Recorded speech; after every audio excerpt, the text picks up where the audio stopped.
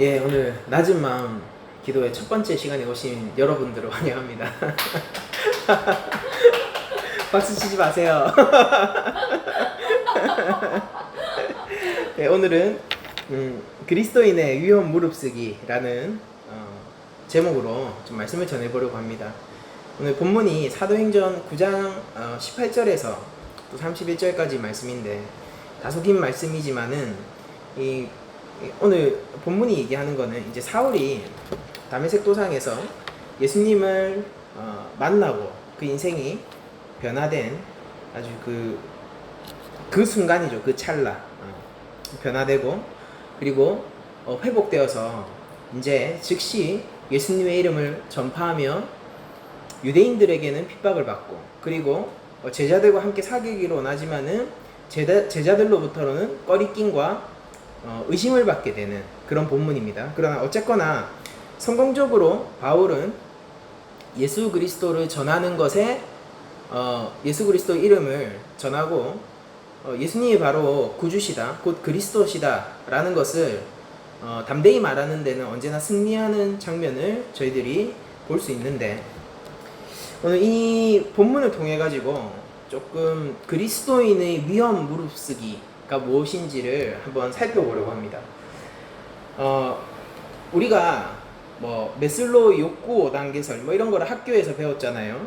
이제 그런 거를 우리들이 생각해 보면은 생리적 욕구 다음으로 인간이 가장 원초적으로 느끼는 욕구 중에 하나가 안전의 욕구다라고 메슬로우가 얘기를 합니다. 그러니까 우리는 굳이 메슬로우를 끌어오지 않더라도 우리가 살아가면서 안전을 추구하는 건, 그런 욕구가 있는 건 너무나도 당연한 일이죠.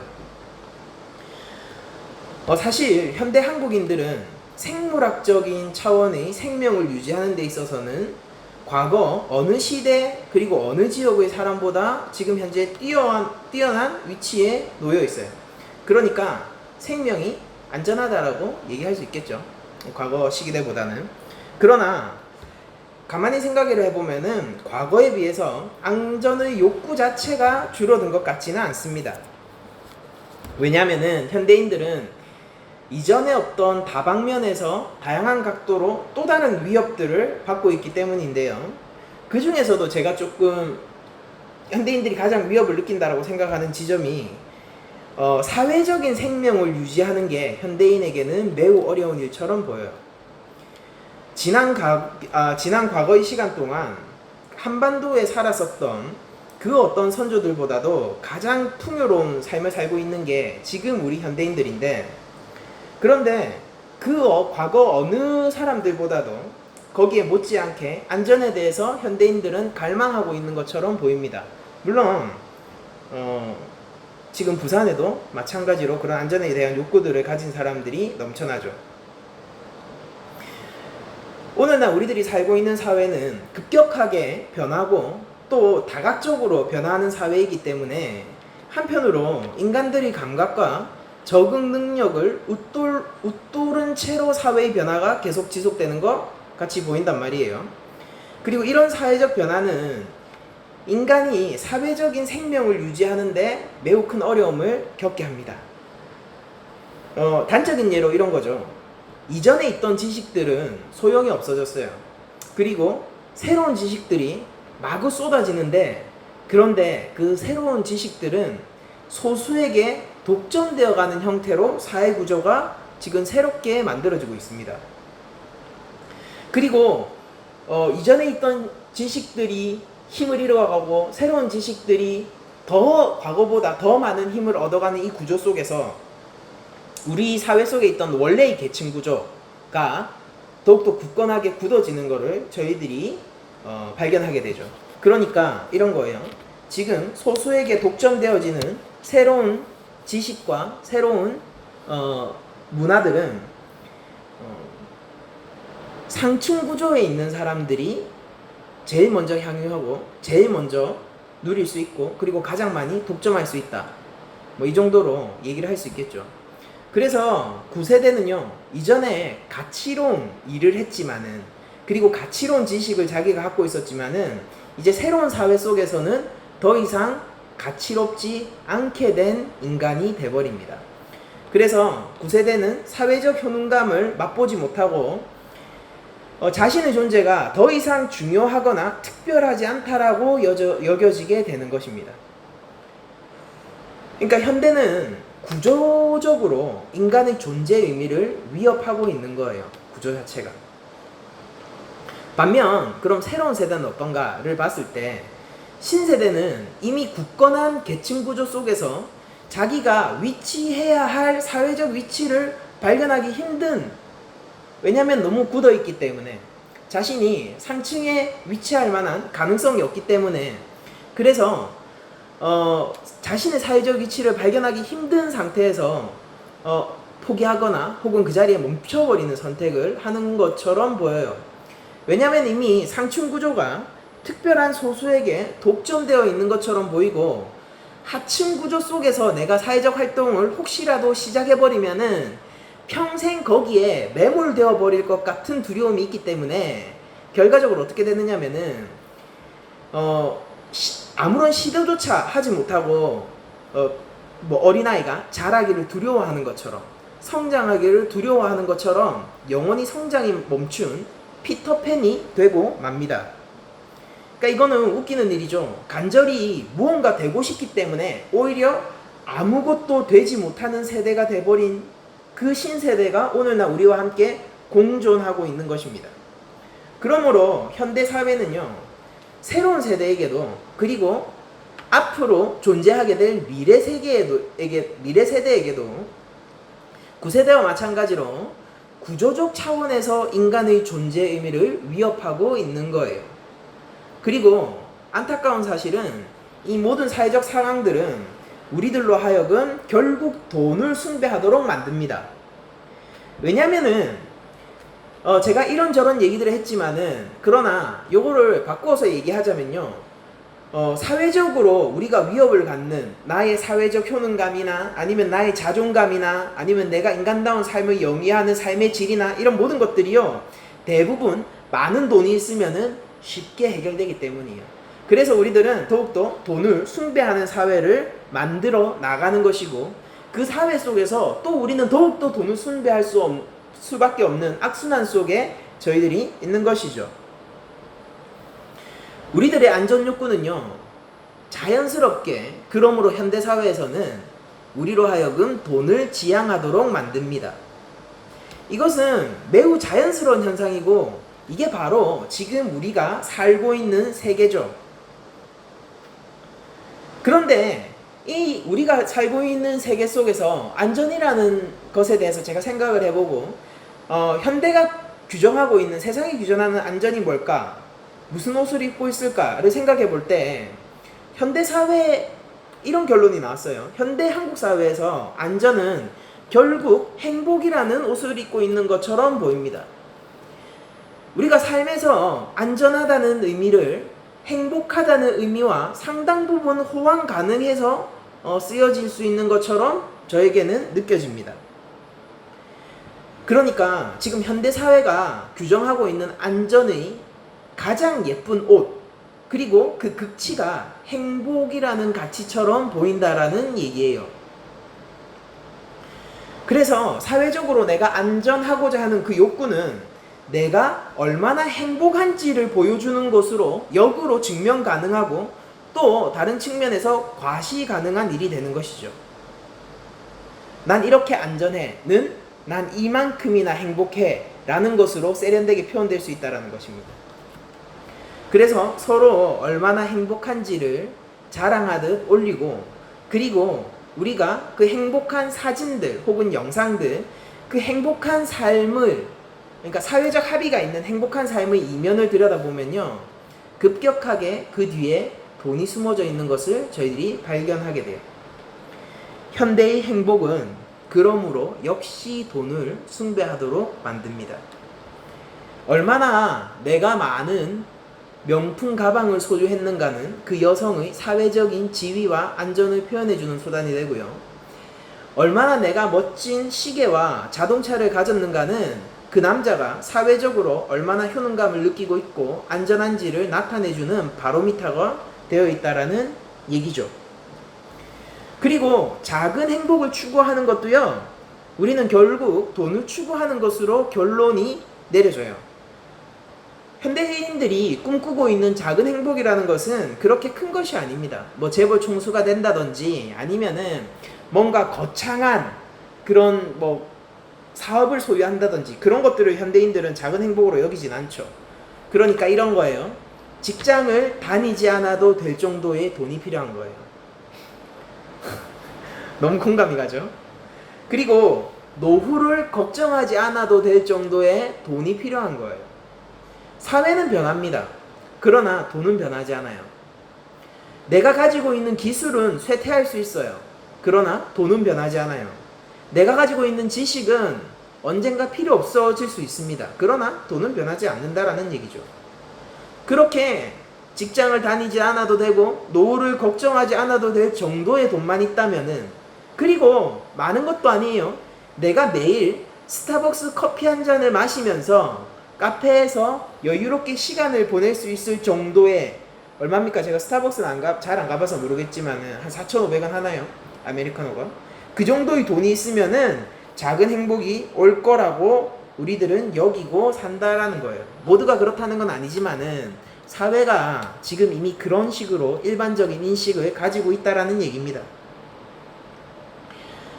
저는 확실히 그런 것 같아요. 현대 사회에서 인간의 존엄과 가치는 돈에 의해서 지켜지고 보호받습니다. 맞습니다. 우리 삶에 돈은 필수적이에요. 교회라고 해서 예외가 될 수는 없겠죠. 우리들은 지금 이 시대 대한민국 부산을 살아가고 있으니까요. 그러니까 저도 그렇고요. 저희 가족도 그렇고 지금 이 자리에 앉아 계신 여러분들도 당연히 그럴 거라고 믿습니다. 네, 그게 현실이죠. 우리가 살아가는 세계예요. 우리 모두에게는 안전의 욕구가 있습니다. 모두 안전하고 싶죠. 적어도 최소한 내가 인간으로서의 존엄성은 위협받고 싶지 않아요. 우리의 존재 의미는 지켜져야 하는 것이니까요. 그래서 이 안전이라는 그리고 행복이라는 이 개념을 바탕으로 오늘 이야기를 여기서 한번 시작해 볼까 합니다. 여러분들, 성경도 우리에게 굉장한 그리고 절대적인 안전을 보장하고 있습니다. 가령 로마서 33장에서 35장을 로마서 8장 33절에서 35절을 제가 읽어드리면은 성경이 이렇게 얘기해요. 누가 능히 하나님께서 택하신 자들을 고발하리요? 의롭다 하신 이는 하나님이시니 누가 정죄하리요? 죽으실 뿐 아니라 다시 살아나신 이는 그리스도 예수시니 그는 하나님 우편에 계신 자요 우리를 위하여 간구하시는 자니라. 누가 우리를 그리스도의 사랑에서 끊으리요? 환난이나 공고나 박해나 기근이나 적신이나 위험이나 칼이랴. 성경이 우리에게 보장하고 있는 절대적인 안전은요, 그리스도와의 관계에서 그러합니다. 성경은 이것을 확실하게 보장해줘요. 그러니까 무엇도 그리스도와 우리의 관계를 끊을 수는 없어요. 그 사랑은 절대적인 사랑이고 이것은 우리에게 매우 좋은 소식입니다. 그리고 이거는 모든 사람에게 필요한 절대적인 안전의 보장이에요. 구체적으로 무엇으로부터의 안전의 보장이냐면은 여호와 하나님의 진노로부터 안전하다는 진노로부터의 구원의 보장이란 말이에요. 그러니까 이건 우리가 교회 안에서 이런 식으로 얘기하죠. 우리에게는 영생이 있습니다. 이런 말이죠. 그런데 이런 성도에게 보장된 그리스도인의 안전은요, 다 좋아요. 하나님의 진노로부터도 우리를 지키고 우리의 향한 절대적인 사랑 안에서 우리가 평안하기도 해요.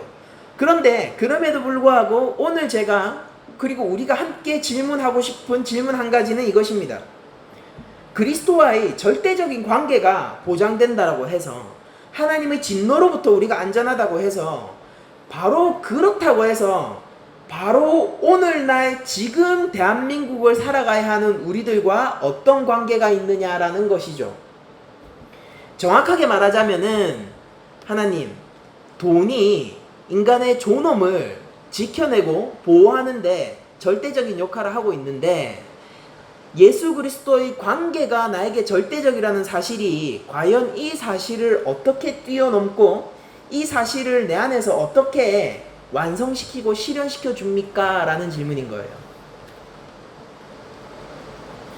우리가 과연 오늘날 우리가 진짜로 땅을 싣고 땅에 발을 딛고 살아가는 이 대한민국 부산에서 그리스도와의 관계의 그 안정성이 직접적인 영향을 끼치고 있고 우리에게 절대적인 그리고 객관적인 사실이라면은, 그러면은 그것과 상관없는 이 세상의 원리가 우리에게 어떻게 작용할 수 있냐라는 것이죠. 우리에게 어떻게 그것이 위험이 될까? 혹은 그것이 우리 안에서 긍정적으로 작용을 할까?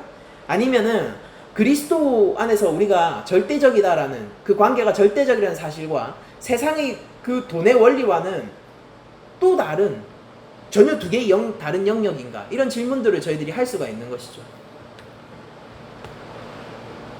먼저 저희들이 이것에 대해서 알아보기 위해서는 그리스도인들의 특징에 대해서 정의하고 넘어갈 필요가 있는 것 같습니다. 그리스도인은 자유로운 존재라는 절대적인 특징을 가지고 있어요. 우리가 구원이라고 얘기할 때 하나님은 우리를 자유롭게 하기 위하여서 구원했다라는 사실을 저희들이 출애굽기를 통해서 배우게 됩니다. 교회는 영적인 출애굽 백성이고 그러므로 세상으로부터 자유함을 얻은 존재라는 특징을 가지고 있어요. 바로의 통치가 더 이상 광야로 나간 이스라엘에게 미치지 못하듯 그가 가지고 있는 수많은 창과 칼과 그리고 철, 기갑비, 이 홍해를 건너고 있는 이스라엘에게 미치지 못하는 것처럼 우리들은 세상으로부터 자유롭고 그리고 그리스도 안에서 진정한 자유를 획득한 존재라는 특징을 가지고 있어요. 그리고 여러분들, 이것이 굉장히 중요한 사실인데 안전은 자유로부터 나오는 것이죠. 내가 자유롭게 무언가를 할 수 없다면요, 내가 안전하지 못하다면요, 무언가 내가 자유롭게 할 수 없어요. 내가 밖에 나가서 우리 동네에 만약에 코로나 확진자가 100명이라고 치면은 안전을 보장하지 못하는 상태에서 나는 자유롭게 밖을 다닐 수 없습니다. 제가 작고 이렇게 왜소한 사람인데 제가 지금 뉴욕의 슬럼과 굉장히 막 마약이 매일 밤마다 거래되고 누군가 10명 중에 1명은 뒷주머니에 총을 차고 그렇게 있는 그 슬럼가를 제가 자유롭게 걸어 다닐 수는 없을 거예요. 왜냐면은 저는 거기서 안전하지 않거든요. 이방인이고. 근데 안전은 죄송합니다. 자유는 내가 자유롭다는 사실은 안전으로부터 오는 것인데 출애굽 백성들은 하나님 안에서 안전하고 하나님 안에서 자유로웠습니다. 그리스도인들 역시 자유한 존재이죠. 그래서 그리스도인들은 그 절대적인 안정과 보장인 그리스도 안에서 자유롭고 그리스도 안에서 안전합니다. 그러므로 우리들은 우리의 행동이 진정으로 안전한 행동, 그리고 우리의 인간으로서의 존엄이 지켜지고 존재의가 지켜지는 행동을 그리스도 안에서 찾아야 한다는 결과를 저희들이 보게 되죠. 이게 말이 자꾸 꼬이네요. 죄송합니다.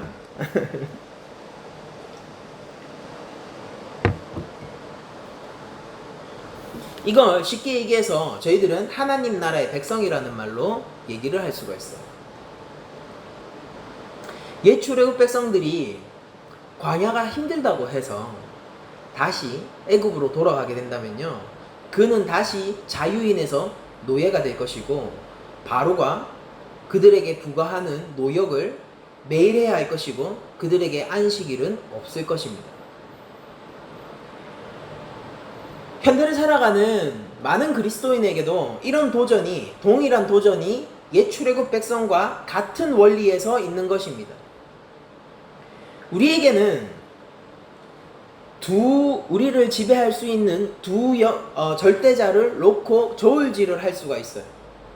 하나는 우리와 함께 멍에를 메신 십자가에 달리신 3일 만에 부활하신 그리스도의 통치를 받는 것이고, 그분을 절대자로 여기고 그분을 내 삶의 주인으로 여기고 그 그리스도의 윤리와 하나님 말씀의 원리대로 살아가는 것, 그것이 한 선택이 될 것이고, 또 다른 선택은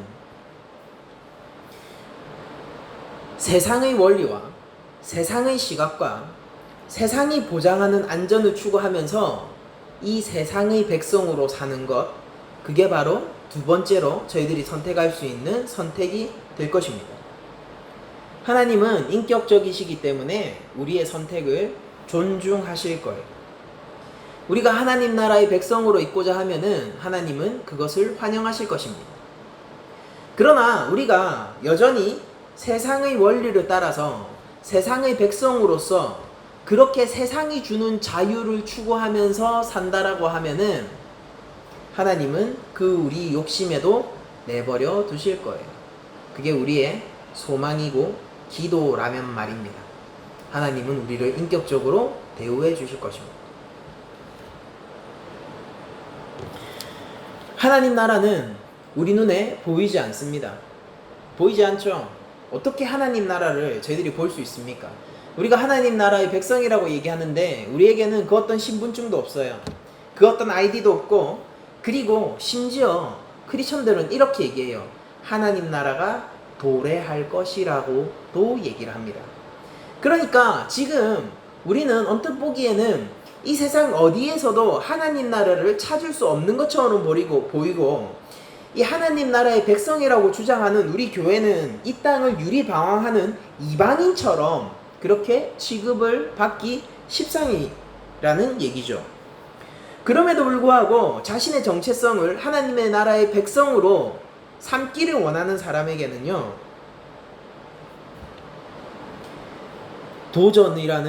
도전과 그리고 위험을 무릅써야 한다라는 그런 덕목이 우리에게 요구되어집니다.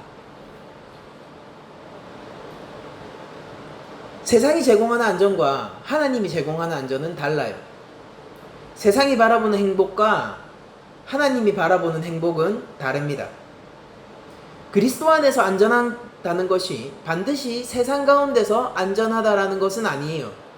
그리고 더 최악의 사실은 하나님의 나라와 세상의 나라는 양립할 수 없다라는 사실입니다. 우리의 정체성이 하나님 나라의 백성이라면은 우리는 세상을 살아가면서 위험을 무릅써야 할 용기를 가져야 하고, 그런 대담함을 가지고 하나님 앞에서 군사로 서야 할 필요성이 있습니다. 만약에 하나님 나라라는 것이 가짜고요, 하나님 나라라는 것이 허상이라면은, 그래서 하나님 나라의 백성이라는 그 신분 자체가 애당초 존재하지 않는 것이고 교회의 망상에 불과하다면요, 이것은 매우 어리석은 일이고 이것은 그 어떠한 열매도 낳지 못하는 행동이 될 것입니다. 그리스도 안에서 하나님 나라의 백성의 삶을 추구하면 추구할수록 세상으로부터의 안전에서는 당연히 멀어질 것이고요, 세상으로부터 이해하지 못하는 삶을 산다라고 손가락질 받게 될 것이고, 어리석은 자, 지혜 없는 자, 그리고 과대망상증 환자 정도로 우리들은 취급받게 될 거예요. 하나님 나라가 없다면 말입니다. 그러나 제가 여러분들에게 보장드릴 수 있는 거는 이거 하나예요. 여러분들, 하나님 나라의 백성으로서 그리스도 윤리를 따라서 우리가 이 세상 가운데서 위협을 무릅쓰고 세상이 안전이라고 얘기하는 그 덕목들에 보다 하나님이 주시는 안전을 더 상위 개념으로 놓고, 그리고 세상이 우리에게 네가 행복하면 모든 것이 해결될 거야 라는 말을 거부하고 내가 그리스도를 믿는 믿음 안에서 모든 것이 해결될 거야 라는 말을 더 상위 목록으로 놓고 우리들이 살아가게 된다면요, 세상 사람들은요 우리의 삶을 부러워하게 될 거예요. 그리고 이것을 더욱더 거룩하고 순결한 삶으로 이해하게 될 겁니다. 그건 당연한 일이에요. 여러분들 하나님 나라가 없다면은 우리는 과대망상증 환자처럼 그렇게 취급을 받게 될 테지만은 세상의 원리가 우리에게 아무리 어떻게 얘기하고 이 세상의 사회의 변화 속도가 어떻고 그리고 사회의 구조가 어떻고 이 모든 것을 떠나서 하나님이 원래 세상을 지으신 목적과 질서와 그 윤리 안에서 살아가는 사람은요, 이 모든 것을 뚫고 낭중지추처럼 말이에요. 이 모든 것을 뚫고 이 세상의 빛으로 당연히 서게 됩니다. 왜냐하면 하나님 나라는 진짜 있는 거라서 그래요. 수많은 과대망상증에 잡힌 크리스천들은 존경을 받았습니다. 누구로부터인지 아세요? 세상으로부터 존경을 받았어요. 예수 그리스도 윤리에 잡힌 수많은 순교자들은요, 비웃음을 샀지만 그럼에도 불구하고 그들은 세상으로부터 두려움을 가지게 했습니다. 세상에게. 로마의 병사들은 그리스도인들을 참으로 바보 같다라고 생각했습니다. 황제 숭배를 한번 하면 될걸, 예수라는 이름을 한번 부인하면 될걸, 그걸 못해서 결국 가족을 남겨두고 순교하는 그 한 남성을 비웃었단 말이에요. 그러나 그럼에도 불구하고 그 남성의 믿음 아래에서 그들은 두려워했습니다. 한편으로. 하나님 나라는 실제 존재하는 것이고 하나님 나라는 이 땅 가운데 있고 또한 곧 그리스도와 함께 속히 오실 것입니다. 영화 암살을 보면요, 이정재 배우가 염석진이라는 인물로 분해서 등장하게 되죠. 이 염석진이라는 인물은 겉으로 볼 때는 독립운동가입니다. 대한민국에. 그러나 사실은 일본의 스파이였죠.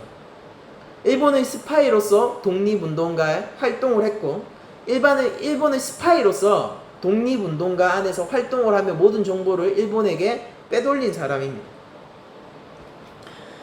이 염석진이라는 인물은 동료들을 배신했고요. 그리고 광복 이후에 전범 재판이 열렸을 때 훌륭히 자신을 변호하는데도 성공하게 됩니다. 그는 아무도 더 이상 그를 일본 앞잡이라든지 아니면은 독립군에 끼어든 스파이라든지 그런 평가를 받지 못하도록 그 법정에서 자신을 변호하고 당당하게 경찰 고위 간부가 되어서 법정을 나오게 되죠. 그런데 그 장면 이후에 염석진은 과거 자신이 배신했던 독립운동가 출신의 동료들을 만나게 되고 그 앞에 서게 돼요. 당연히 배신자를 처단하려고 총을 들고 있었고 염석진은 자신의 생명에 위기가 왔다는 것을 본능적으로 알고 있었습니다. 그때 과거의 동지가 이렇게 물어봐요. 왜 동지를 팔았나? 여기에 염석진이라는 이 인물은 이렇게 대답합니다. 해방될지 몰랐으니까. 염석진은 대한민국이라는 가치와 황국의 신민이라는 일본 식민지의 백성이라는 그 가치 사이에서 일본 식민지의 백성이 되는 그 가치를 따랐고 그것은 매우 성공적으로 보였고 그것이 자신의 미래를 보장하고 생명을 보장하고 그리고 향후 미래의 지위를 보장하는 것으로 여기고 그렇게 그 일본의 나라를 따랐지만은 그러나 결국 해방이 되고 나서는 그가 배신자가 되었고 그는 배신자로 결국 동료들에게 처단당하게 되었습니다. 만약 염석진이 정말 말처럼 해방이 될 것이라는 사실을 알았다라면은 염석진은 과연 어떤 선택을 했을까? 저는 매우 궁금합니다. 아마 더욱더 독립운동에 매진하지 않았을까라는 생각을 해보게 돼요. 만약 염석진이 얼마 지나지 않아서 수십 년 내에 일본에 핵폭탄이 떨어질 것이고 그들은 패망할 것이고 대한민국이라는 국가는 주권을 가지고 다시 독립할 것이라는 사실을 알았다라면은 서구 사회에 대한민국이라는 주권 국가를 인지시키기 하기 위해서 지속적으로 활동을 벌이고 일본군을 피해서 대항 활동을 계속 하지 않았을까라는 생각을 해봅니다. 여러분들, 우리 그리스도인이 추구하는 안전이라는 것은 이런 것입니다. 그러니까 우리가 하나님 나라를 실제의 것으로 알아.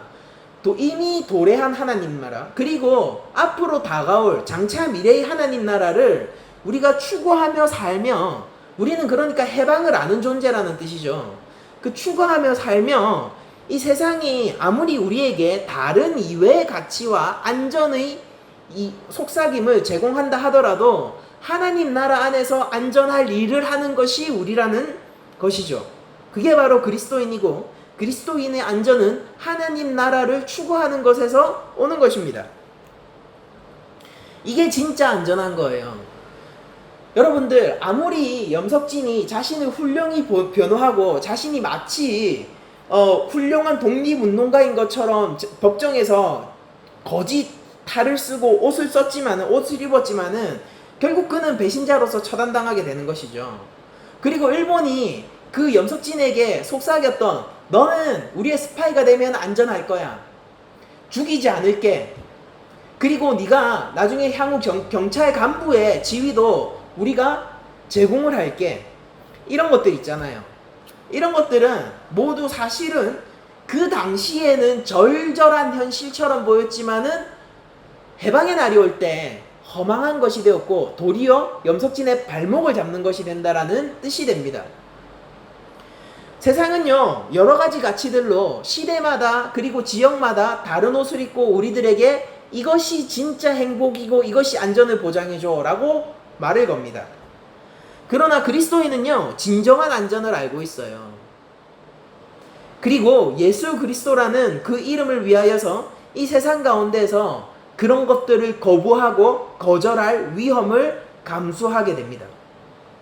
그리고 바울이 그랬던 것처럼 위험을 무릅쓰고 그리스도의 이름을 위한 삶을 살게 되는 것이죠. 바울은 자신이 이전에 안전하다라고 생각했어요. 왜냐면은 바울은 유대인 중에 유대인이고, 자신이, 그러니까 다른 사람하고 아무리 비교를 해봐도 만약 누군가 율법에 열심이었다면은 자신은 더욱더 열심이었던 사람임을 객관적으로 인지하고 있었거든요. 그러니까 바울은 이전 유대교에서 확실하다라고 제공하는 안전 가운데 제일 확실한 사람이었다는 뜻입니다. 유대교가 이것이 안전이다라고 율법을 제시했을 때 바울은 그 안에서 가장 안전한 사람이었어요. 그러나 예수님을 만나고 나서 그 안전이 허망한 것임을 알고 하나님 나라의 복음이 무엇인지 알아, 하나님 나라의 백성이 되기로 그가 결단했을 때 그는 더 이상 유대교가 제공하는 안전에 머물지 않습니다. 그리스도 안에서 안전을 추구하죠. 그리고 이 진정한 안전을 추구하기 위해서 우리들은 용기가 필요해요. 절대적인 안전을 추구하기 위해서는 우리가 위험으로 나아가야 합니다. 우리들은 세상 가운데 버려지게 될 거예요. 더 이상 세상과 같은 편이 아니게 될 것입니다. 우리들이 바라보는 눈이 달라질 거예요. 그리고 바울에게 유대교가 생명을 위협하는 행위를 했듯 세상은 우리 가운데, 우리 귀에, 우리 마음에 이렇게 속삭일 거예요. 그런 식으로 살다간 뼈도 못 추릴걸. 그렇게 살다간 네 훗날 장래를 생각해봐. 네 노후는 어쩔래? 네가 그렇게 살다가 혹시라도 사고라도 나봐. 네 삶이 다 무너질걸? 네가 그렇게 추구하면서 살다가 바보같이 속고 살다가 네가 잊지도 않은 하나님의 이름을 위해서 이미 죽어서 없어진 예수 그리스도의 이름을 위해서 그렇게 살다가 결국 너는 후회하게 될걸? 이거 봐. 내가 가지고 있는 것을 봐. 내가 진짜 안전을 줄게. 세상은 이렇게 우리에게 속삭일 것이고 우리의 마음에 유혹을 할 것입니다. 그러나 절대적인 안전을 바라보고 예수 그리스도의 관계가 이미 도래한 하나님 나라와 그리고 우리에게 곧 임할 하나님 나라의 핵심 키라는 사실을 아는 사람은요, 그런 세상의 도전과 마음의 속삭임을 단호하게 거절하게 될 거예요. 피하겠죠. 바울은 피했습니다. 죽이려는 관계를 꾸밀 때 그 자리에서 벗어났고, 그리고 자신의 편을 설득하기 위해서 이전에 자기가 어떻게 그들을 핍박했는지를 알면서도 그 예수 그리스도의 제자들의 손을 잡기를 원했고요. 그는 더 이상 유대교 회당에서 자신의 멋들어진 성경 지식을 뽐내는 것이 아니라 예수 그리스도의 이름을 외치기로 결정했던 거예요. 이 모든 것은요, 위험천만한 일이었고, 바울의 자신의 삶을 바꾸는 일이었고, 자기에게 이미 보장되어 있는 창창한 미래를 버리고 유대교가 얘기하는 안전의 모든 테두리에서 벗어나서 위험 속으로 뛰어드는 일이었습니다. 그러나 이 위험으로 뛰어든, 위험을 무릅쓰고 그렇게 예수의 이름을 위하여서 살기로 한 바울에게 이전에 없던 것이 생겼으니 그것이 뭐냐면은 그리스도 안에서의 진정한 자유자라는 자신의 존재의가 생기게 된 거죠. 여러분들, 세상에 이렇게 얘기해요. 현대 사회를 네가 잘 봐봐, 정직하게 봐봐. 돈이야말로 우리의 존재의를 지탱시켜주는 거 아니니? 네가 적어도 남한테 아쉬운 소리는 안 해야지. 그래야지 네가 그래도 인간처럼 사람답게 살 수 있는 거 아니니? 라고 우리에게 속삭인단 말이에요. 그러나 바울은 이렇게 얘기하죠. 가난도, 적신도, 공고도, 박해도, 환난도, 위험도, 칼도 나의 자유를 해칠 수 없어. 나의 존엄을 꺾을 수 없어. 나는 그리스도 안에서 자유자이고 나는 하나님 사랑 안에서 영원히 안전해.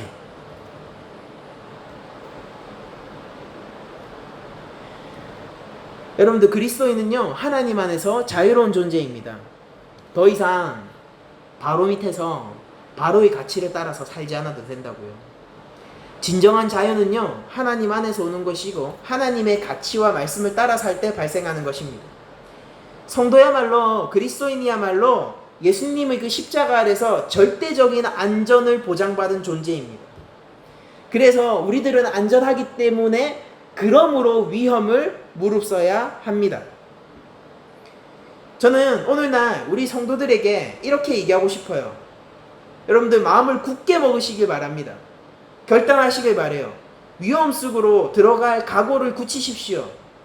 여러분들, 거절하세요. 세상의 가치를 거절하시고 여러분들을 믿음에서 멀어지게 하는 것, 예수 그리스도에게서 멀어지게 하는 것들을 거절하시고 자신을 방어하십시오. 그리고 세상 가운데서 말씀을 따라서 사세요.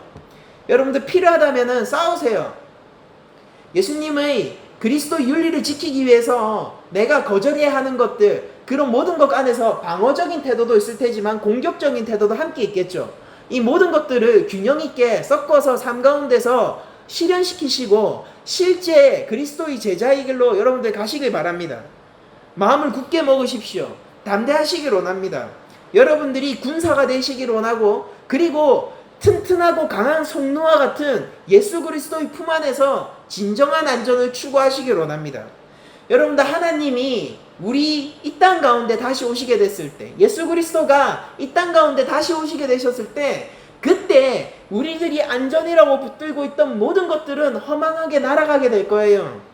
우리가 이것이 안전이다, 저것이 안전이다 라고 추구했던 그 모든 것들은 불에 타 없어지게 될 것이고, 그리스도 안에서 우리에게 물어지는 것은 단 하나일 것입니다. 뭐냐면은, 내가 너를 아느냐?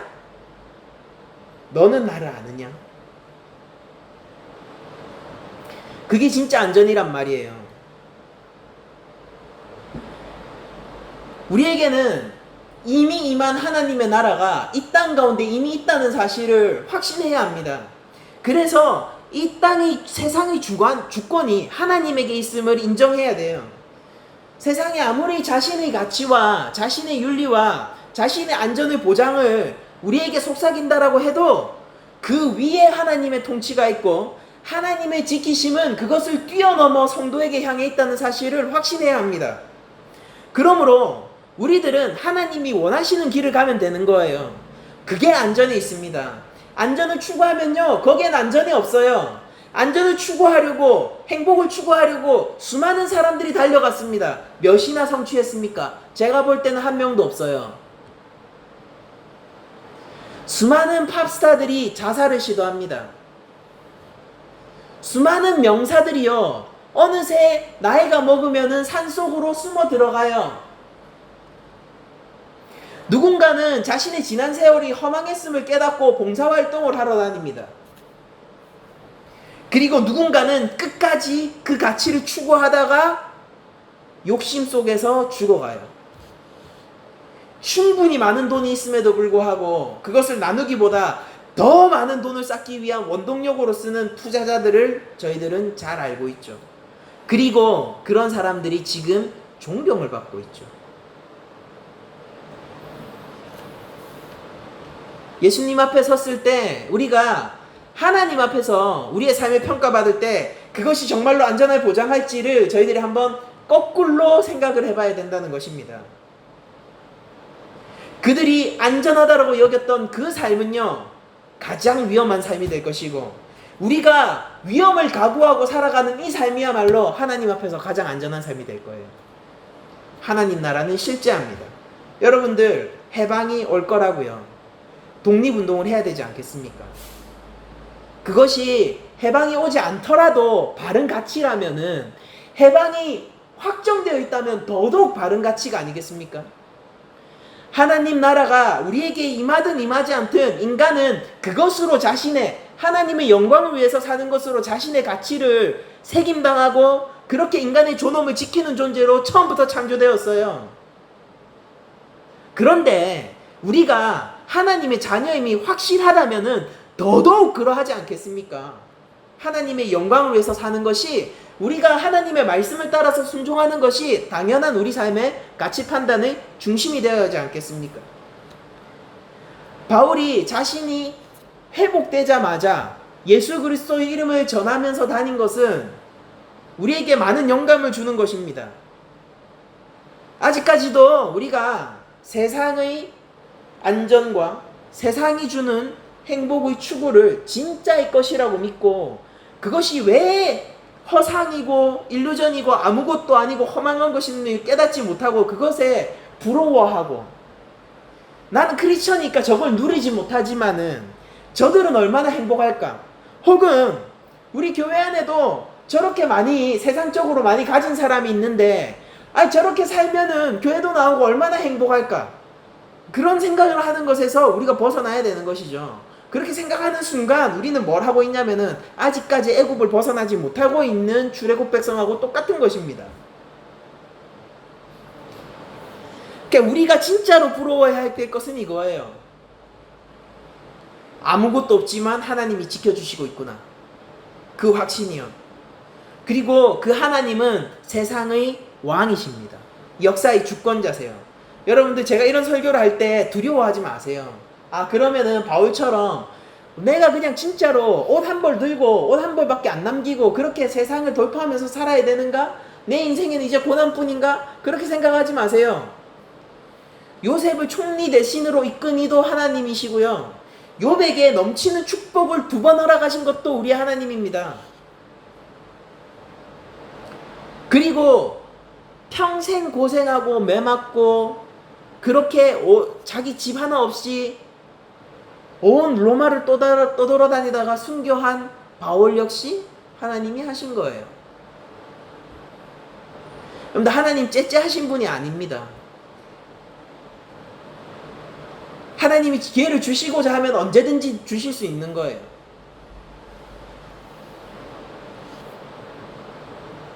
그러니까 우리가 청빈하리로 결심하는 것이 아니에요. 우리가 나는 그냥 고난 있는 삶을 살아가기로 결심하는 것이 아니에요. 우리가 마치 불교인들처럼 내가 수행의 삶을 살아야겠다라고 결심하는 게 아니라고요. 우리가 그리스도 안에 있기를 결심해야 된다라는 것입니다. 우리가 하나님 말씀에 순종하기를 결심하는 거예요. 우리들은, 크리스천들은.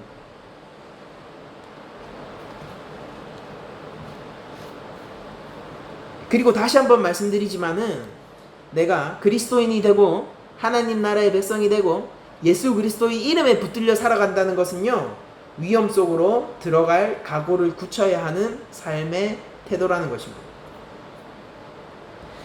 제가 개척을 하고 3년 반이 지났는데 이 3년 반 동안 제가 깨달아 한 사실이 있다면요, 하나님은 참으로 지키시는 하나님인데 모든 영역에서 지키시는 하나님이라는 것을 제가 깨달아 알게 됩니다. 저는 노후 준비를 하지 않았어요. 할 수 없었습니다. 앞으로도 어떻게 될지 모르겠습니다. 제가 그렇다고 해서 모든 크리스천들이 노후 준비를 하지 말라는 건 아니에요. 되도록이면 하십시오. 지혜를 발휘하세요.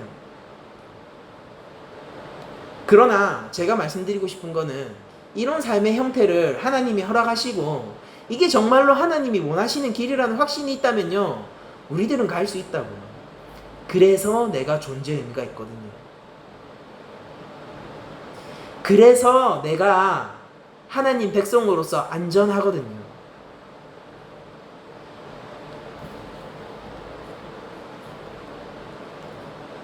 개척한 것을 보면서 많은 사람들이 격려도 해주지만은 많은 사람들이 힘든 길을 간다라고 걱정의 눈빛을 보내주기도 합니다. 그런데 그 사람들이 모르는 것이 하나 있는데, 저는 제가 지금 취할 수 있는 삶의 형태 중에서 제일 안전한 삶의 형태를 취하고 있는 거예요. 저는 그것에 대해서 확신합니다.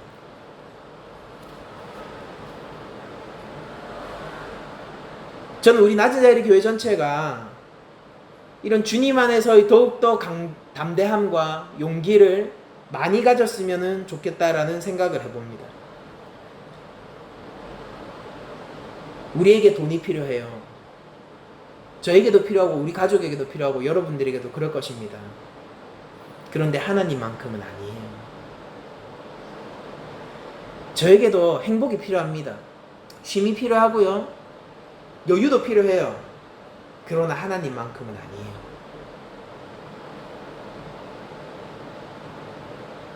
저 역시 세상이 돌아가는 것과 세상의 가치들을 잘 알고 있습니다. 저는 망상가가 아닙니다.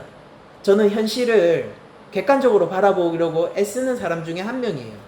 오히려 현실주의자에 더 가까울지도 모르겠어요.